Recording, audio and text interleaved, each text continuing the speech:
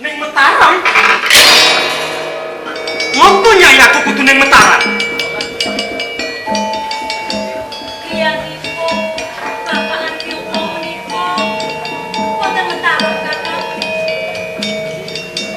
Kakang sakmenika kula mboten badhe sesinggon malih. Leresipun kula dedet ledek saking Dringo ingkang sampun panjenengan sumrepi. Kula Pembayun putra dalem Panembahan Senopati wonten Mataram. Dadi kowe anake Panembahan Senopati, Nyai. Kula Ratu Pembayun Kakang Ageng. Oh. Ora krasa yen omah wis sampun sepi kan Mangindrajala. Edan tenan kahanan iki. Ambayun! Kados pundi Kakang? Becik Panembahan Senopati. Wis mlebu ajaran Dimas ning wewengkon. Yen ngono, kowe kudu tak singkirake. Kowe kudu tak pateni Pembayun. Monggo Kakang Agung. Kula mboten kawratan menawi panjenengan badhe mejahi. Kula pasrahaken jiwa ratu. Nanging emut Kakang. Kula sampun ngantuk. Oh, licik tenan tenan. Bangsat tenan kowe Stonjaya. Lampah kula dados ledek. Dadi kesanipun. Menawi Kakang Agung kersa ganteng ndak Mataram. Kula yakin Rama Panembahan badhe nampi Kakang Agung dados matu dalem. Kak Temah Manila Mataram luas saking banyak gede asra bakti. Kakang kula sampun jarang dados ganteng. Amrih manunggaling Mataram Rahmat. Luwih utawa mangir banjur getih. Tinimbang kesusupan ranting mas kang jerit kudu.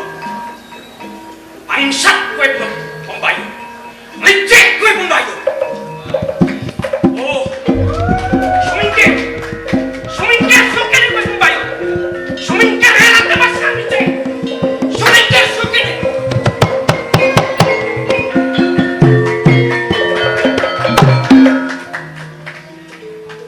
Kowe kang suwan Bapak. Maesandra. Apa kowe muni pindah?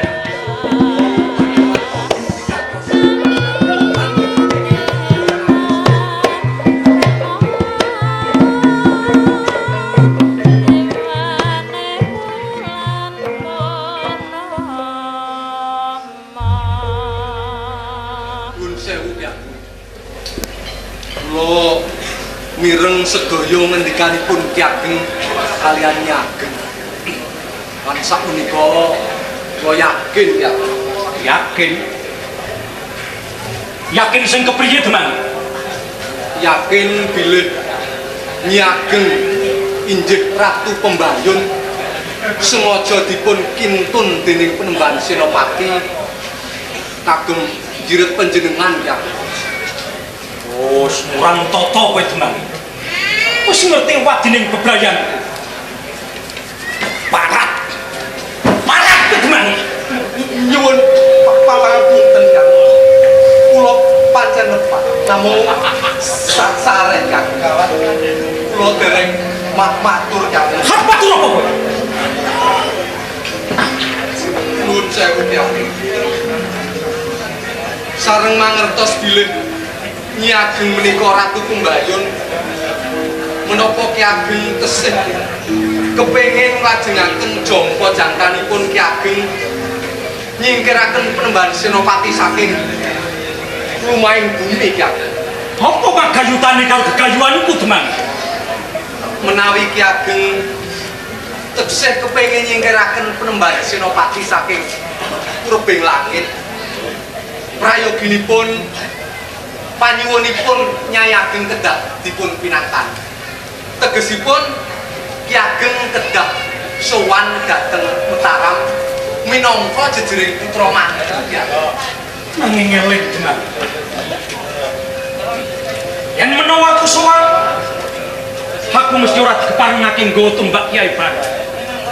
Terus kepriye priyang nggonku merjaya Panembahan Senopati? Nuwun sewu ya. Pusaka panjenengan menika rak boten namung tumbak Kyai.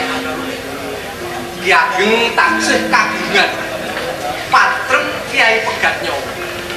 Kula yakin ya. Menawi Panembahan Senopati ketaman patrem Kyai Pegatnyawa tentu badhe dados pondok. Nanging eling Demang. Elinga Demang. Panembahan Senopati kuwi wis kawentar. Ora tegas tapak paruning Brenda. Aku kudu nganggo cara apa? Kudu iso mateni Panembahan Senopati Demang. Kandya Sukma Kadang Dewa.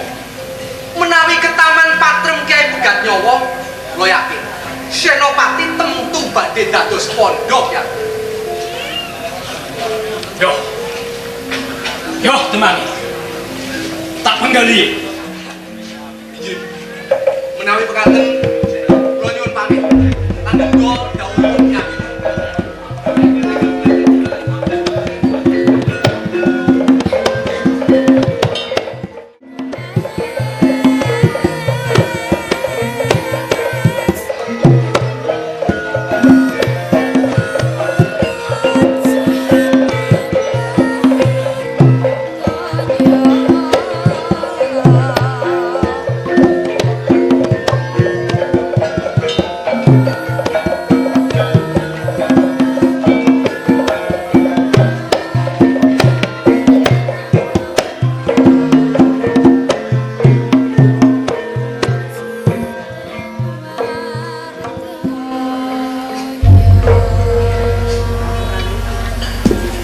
Kanjeng Panembahan nimbali dhateng para rayi dalem lan putra dalem jangkep wonten ngersa dalem menika menapa sampun angsal wartos ingkang cetha saking mangke.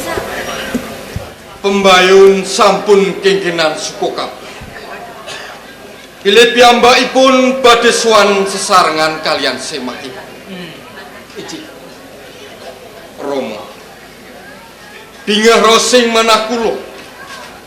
Dene anak kula Pembayun sampun saged ngrampungi manunggiling Mataram lan mangir tanpa beban.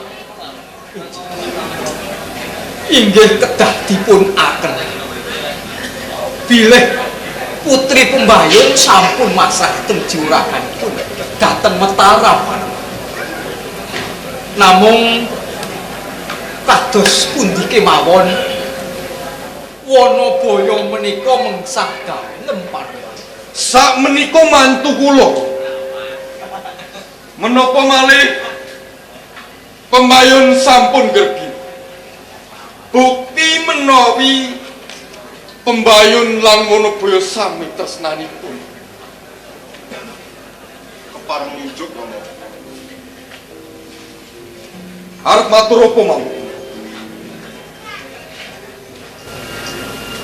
Wanabaya ingkang badhe sowan wonten ngersa dalem menika mangke menapa badhe katampi minangka putra mati sametahipun Rama. Aku ora ngerti marang karepmu, Mak. Ingkang kula kajengaken menapa Wanabaya sak mangke dados wonten dalem menika lajeng uwal saking pidana dhateng kerabatanipun. Bukti sampun cetha. Wanabaya sampun damel onar wonten wewengkon Mataram. Sampun ngrampok besen banjar-banjar dusun lan nyagaken prajurit badhe madekraman. Aturipun Kang Mas Pangku Bumi menika leres Rama. Kados pundi kemawon Wanabaya kedah dipun patrahi pidana Rama. Awit sampun madekraman Rama. Purbaya lan kowe, Mak. Jawab Rama. Yen mengko Wanabaya ndak patra pipitu. Apa tegese pangorbanane Pembayun marang Mataram? Kabeh wis padha ngakoni. Yen Pembayun gedhe lelabuhane tumrap adeking padha Mataram.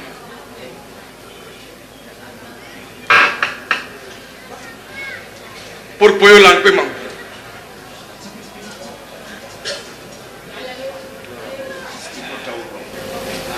Atus pundi kemawon menawi landesan jejeke ngadil Panembahan. Wanabaya kedah dipun pidana Panembahan. Menapa injih Rama? Menawi sampun dados mantuning ratu menika lajeng kuwal saking lampahing pegata ingkang sampun dados tujuaning Praja Mataram Rama. Aturipun putra dalem kekalih kula aturin raju ingkang adil Panembahan. Sampeyan dalem ingkang kagungan panuwaos jejekaken jejeke adil. Emut Panembahan ingkang sinebat adil menika ingkang leres kedah dipun leresaken. Nah, ingkang lepat inggih kedah dipun lepataken. Boten mawas menika kadang sentana menapa dening mantu dalem kula ingkang sowan Panembahan.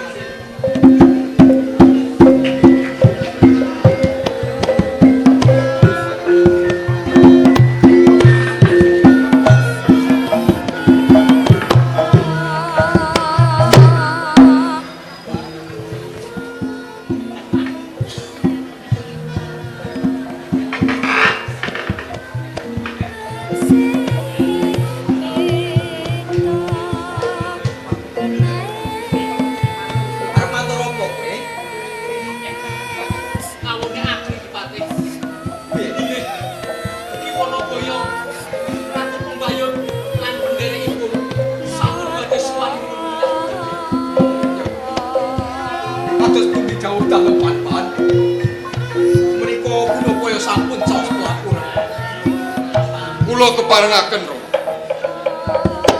Wis keparengake. Kawuku Wanabaya lagi keparengake gaman luwih-luwih umbak Kyai Bagus.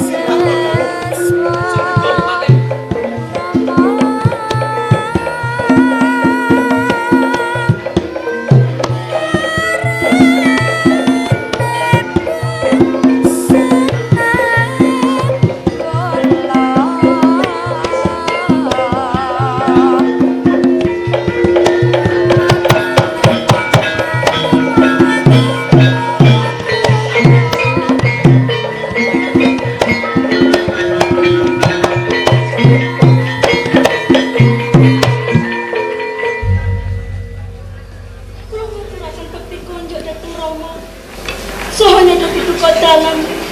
Menawi kula kapinggal kentunan lepat Rama. Ndak tompon. Pangestuku genti tampan. Sangat ingkang mugi kula Rama.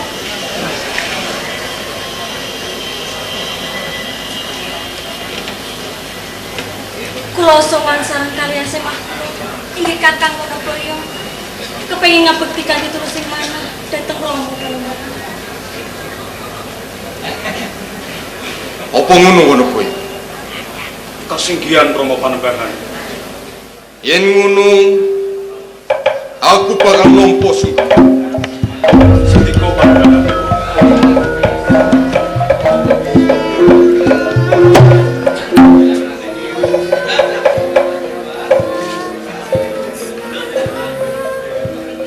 Ngaturaken sungkem bekti kula mugi kunjuk Patrem Panembahan.